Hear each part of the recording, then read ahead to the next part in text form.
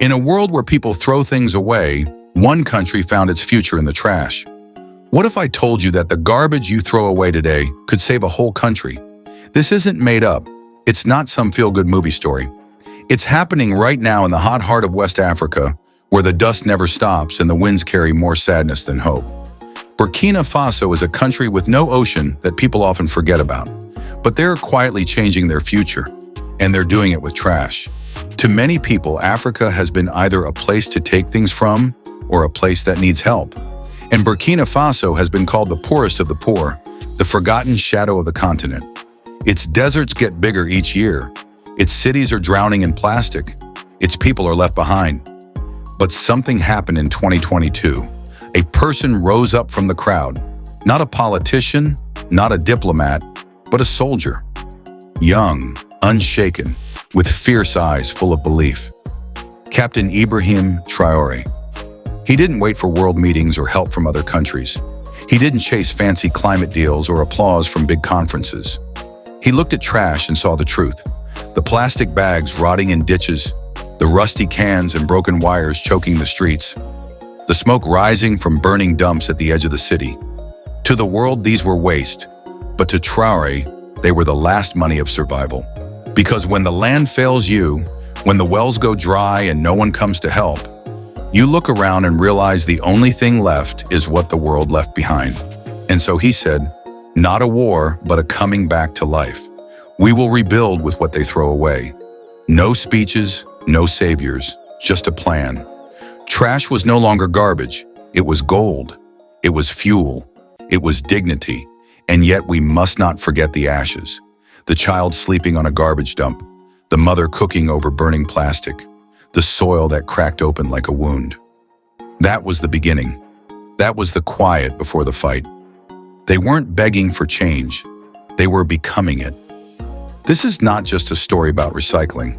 This is a story about taking back control, about daring to believe that even what's been thrown away, even a country, can be born again.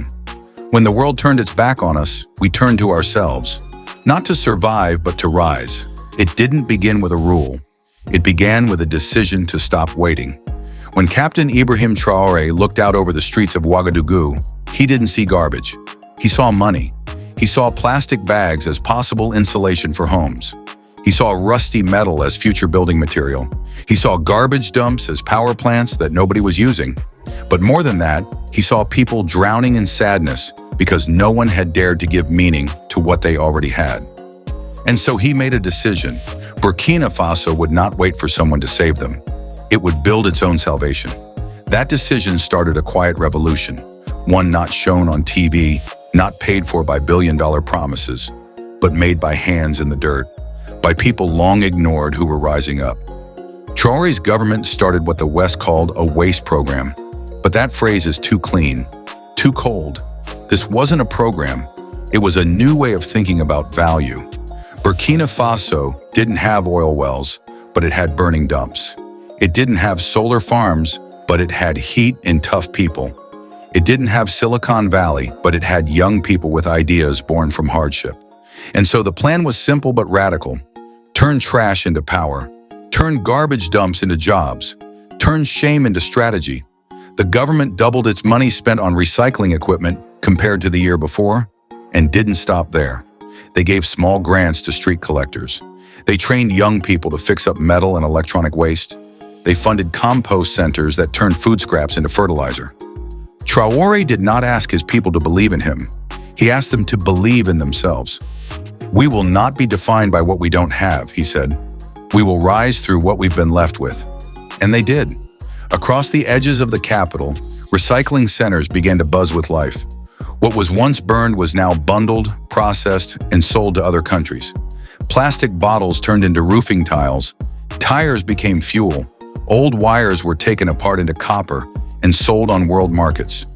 Within a year, the waste business was making over $20 million in value.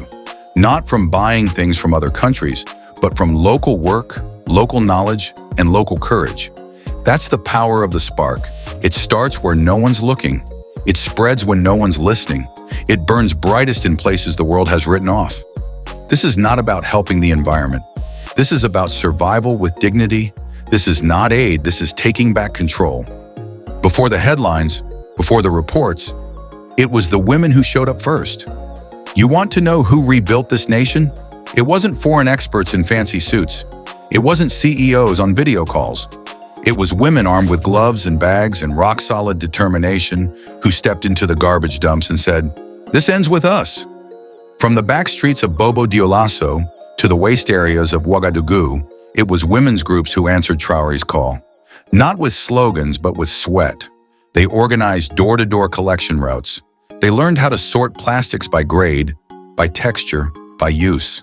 They built their own supply chains, barefoot and bold, and turned piles of shame into inventories of hope. And they did it while raising children, feeding grandparents, and surviving the weight of a world that had long erased their names. Take the Recycle Femmes Collective. It started with 10 women, widows, single mothers, some who couldn't even read. Today, over 150 women strong, exporting fixed-up mats, handbags, and school backpacks across West Africa. They took plastic bags, yes, the ones choking goats and clogging drains, and stitched them into dignity. Their products now sit in fancy stores from Dar es Salaam to Abidjan. They didn't just clean the streets, they cleaned the story. And the government saw it, knows too. Small loans, training programs, grants. For the first time in generations, investment chased women, not the other way around. But here's the truth. They were already rich. Not in money, but in skill. Not in degrees, but in dignity. Not in capital, but in commitment. These women became managers, trainers, tax-paying business owners. They sat on local councils. They began teaching job courses. They rewrote what it means to lead in Burkina Faso. This wasn't charity. This was feminism born in fire. Not in hashtags, but in hustle. "We didn't ask for a seat at the table," one said. "We built our own out of recycled wood." And now their impact ripples into the next generation. Schools are including waste business in their classes. Girls who once walked miles for water now walk into workshops, heads held high, ready to inherit more than just hardship. This is the kind of revolution the world rarely celebrates because it doesn't explode. It builds. Quietly, steadily, powerfully. If you've ever felt unseen, remember these women. They were told they were throwaway. Instead, they built an economy. They were told to leave if they wanted a future. Instead, they stayed and built one. For too long, the story of Africa's youth has been told in one direction. Out. Out of villages, out of nations, out of hope. They were told, go to Europe, go to America, go anywhere but here because here the ground gives you nothing. But in Burkina Faso, something shifted. Because when trash began to turn into income, into energy, into pride, young people didn't run. They rolled up their sleeves, grabbed the wheel, and drove the movement forward. At the center of it all, a simple question. What if waste isn't the end, but the beginning? That question ignited a generation. Meet Green Faso, a youth-led app that connects households with waste collectors in real time. Think Uber, but for garbage. Families now schedule pickups from their phones, track recyclables, and even earn discounts on groceries for their efforts. This wasn't charity. This was tech with teeth, born out of frustration, molded by need, powered by courage. And it didn't stop there. University students in Ouagadougou began building solar-powered incinerators that burned plastic without toxic smoke. Rural teens developed biofuel from old tires and cooking oil. Hackers and coders launched platforms to map trash hotspots using drones. This isn't theory, it's transformation, and it's local. Vocational schools began aligning with the new waste economy. Courses now teach eco-manufacturing, environmental data science, biodegradable product design, and with every new skill, a new citizen rises. One who doesn't beg for opportunities, but builds them. In districts once choked by unemployment, youth joblessness has dropped by 15% in just 2 years. Young people now own small businesses, design export-ready products, and lead climate education workshops in their communities. They're not sidekicks in someone else's development story. They're the authors of their own future. Managing waste isn't dirty work, one 23-year-old engineer said. It's nation building. With over 70% of Burkina Faso's population under 30, This isn't a phase. This is a foundation. Unlike donor-funded programs that come and go, this youth-led movement is rooted in national pride, fueled by necessity, and sharpened by innovation. These young people aren't escaping Burkina Faso. They're staying, they're leading, and quite literally, they're cleaning it up. To every young African who's ever been told, you can't, look here. Burkina Faso just proved you not only can, you must. The planet is choking. Burkina Faso chose to fight with what the world throws away, while global leaders debated carbon offsets and green tech in marble halls. Burkina Faso was on the ground getting dirty, getting real. They didn't have luxury conference centers. They didn't have billion-dollar green bonds. What they had was trash, and they turned it into a sword. In a region where desertification swallows over 300,000 acres of farmland each year, in a country where droughts last longer than hope, this waste revolution didn't just clean the streets, it cut through the climate crisis. Within just 2 years of launching its waste-to-wealth transformation, Burkina Faso slashed over 100,000 tons of CO2 emissions annually. Not through magic, through systems. Today, over 40% of urban waste is either recycled or composted, a number most developed nations still struggle to reach. And the ripple effect, farmers in rural provinces now have access to nutrient-rich compost created from what used to be discarded banana peels, food scraps, and decaying vegetation. Their crop yields have risen by 30%, turning dead soil into living wealth. That's not a theory, that's a miracle with data. Meanwhile, old car tires no longer pile up in alleys. They're being transformed into biofuels that power mills and tuk-tuks. Cooking oil is being purified and reused instead of dumped into the soil.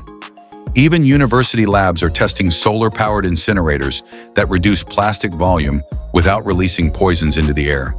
This is not climate idealism. This is climate engineering from below. Burkina Faso is fighting the environmental war not with promises but with prototypes. Climate change isn't only stopped by awareness, said one student at the Ouagadougou workshop. It's stopped by tools. We are building them. International eyes are opening. The World Bank, the European Union, and even Silicon Valley green tech investors are now watching closely. Not to teach, but to learn.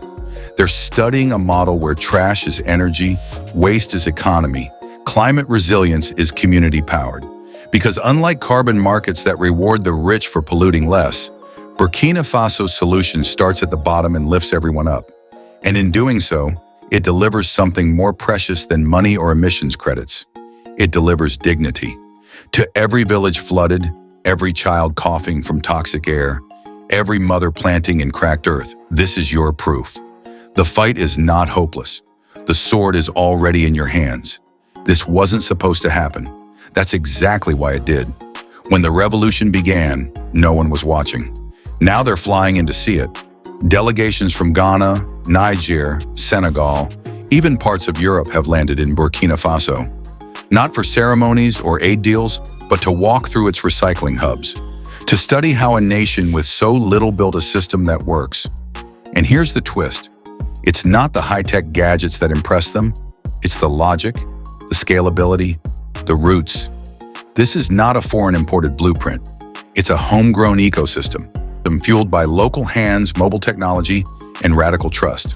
Burkina Faso pioneered decentralized recycling hubs, micro centers scattered across urban and rural zones, making waste collection accessible, efficient, and income-generating. It developed mobile apps for mapping collection routes, revenue-sharing models for informal workers, and even cooperative export licenses for women-led recycling groups. Trash became infrastructure, trash became currency, trash became soft power. Now regional bodies like ECOWAS are discussing how to replicate the model across West Africa. And the results? Burkina Faso has begun exporting eco-products born entirely from waste. Recycled bricks used in low-income housing, fashion accessories made from upcycled textiles, compost-based fertilizers sold to neighboring nations. Each item carries more than function. It carries a message. Africa is not waiting. Africa is leading. At the Nairobi Circular Economy Summit, Burkina Faso was named one of Africa's top 5 climate innovation nations, standing shoulder to shoulder with economies 10 times its size. This isn't a charity narrative. This is geopolitics rewritten through ingenuity. For decades, the global north defined influence through trade, military, or media. Now, in conference rooms from Abidjan to Brussels, people are speaking of the Burkina Faso model. And what is it? It's a roadmap where climate solutions are born from communities, women lead not follow, youth invent not flee, waste becomes wealth, not in theory but in markets. This is no longer just a national policy. It's a continental invitation.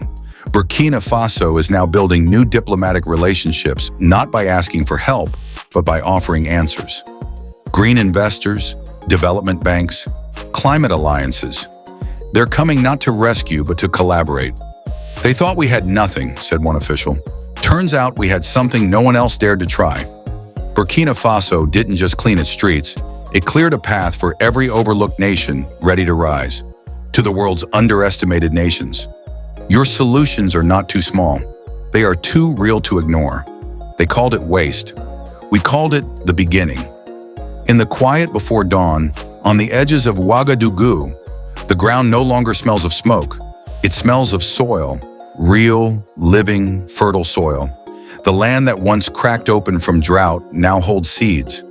The mothers who once scavenged through trash now sign paychecks. The youth who once dreamed only of escape now dream in blueprints, in apps, in solutions. What changed?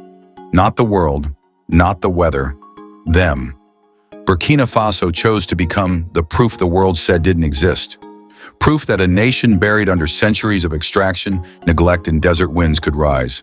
Not in someone else's image, but in its own fierce silhouette. Trash was just the medium. The message, we are not broken.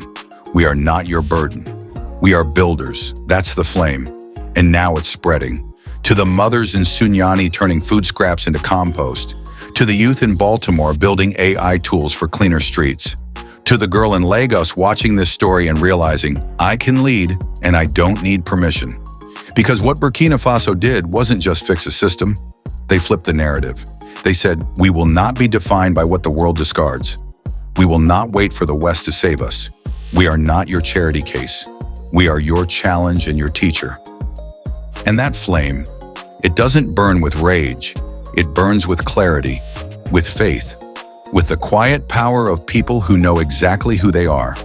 When there was nothing, we built something. When there was no light, we became fire. Today, Burkina Faso's trash economy is worth over $20 million. But that number, impressive as it is not the legacy. The legacy is this: dignity is scalable, resilience is transferable, revolution is local. So now we ask you, not just as viewers, but as brothers and sisters in a global community, what is your waste? What have you been taught to throw away in yourself, in your people, in your homeland? Because somewhere in that pile is a spark waiting, watching, wanting to rise. And when it does, the world will say, how did they do it? And you'll say, we never threw ourselves away. Burkina Faso lit the way with garbage. What's stopping the rest of us? If this story moved you, share it, speak it, let it burn through the silence.